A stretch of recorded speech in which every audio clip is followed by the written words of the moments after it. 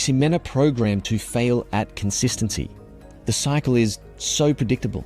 You start strong, you push hard, you hit resistance, motivation dies, willpower breaks, standards drop, excuses multiply, back to baseline. No progress made, repeat until death. Brother, I lived this cycle for years. This approach of all in or all out. Like there's no middle ground. And when I was when I was all in, man, I had it dialed. Waking up at 5 a.m., meditating, journaling, training hard, cold showers, fasting till noon. I had to execute my day with military precision.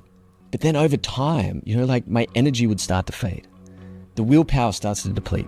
And then one missed morning becomes two missed mornings becomes a week. And that's when the collapse happens. I started sleeping through my alarms. I'd load up on caffeine. I'd eat whatever's convenient at the time. I was very reactive in my day.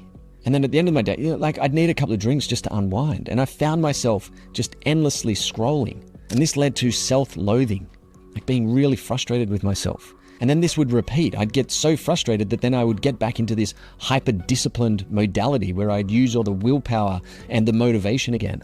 And there's one thing that I remember as I went through this cycle. There's one thing that stood out. And that was that the harder I forced myself to be disciplined as I was pushing through, the stronger the eventual rebound, the more painful that was. And what I realized is that even during my discipline phases, I was miserable, man, because the approach was so unsustainable.